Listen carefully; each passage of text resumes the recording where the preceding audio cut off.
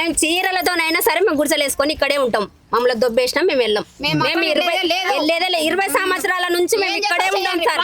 మాకు ఇంత పాములు పోగా కూడా ఇక్కడే ఉన్నాం మేము. అప్పుడు కొత్తగా ఏం కాదు సార్. మాకు ఆయన ఒక్కసారి వచ్చి మీకు నీళ్ళు ఉండవే కరెంట్ ఉన్నాయని మమ్మల్ని ఎవరిని అడిగిన వాళ్ళు లేరు. మేమైతే ఇక్కడే ఉంటాం సార్. మేము వదలం.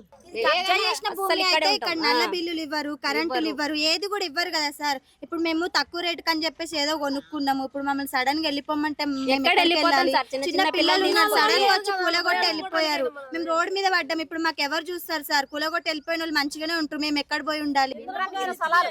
ఇంద్రం ఇచ్చిన స్థలాలే వీరు ఎంక్వైరీ కూడా చేసుకోండి. ఇంద్రం ఇచ్చిన స్థలాలు చెల్లవంటారు. ఇప్పుడు ఇంద్రమ ప్రభుత్వం ఇంద్రమ స్థలాలు తెలియపోతుంది నాయన. మరి కేసీఆర్ ప్రభుత్వం చెల్తాయా?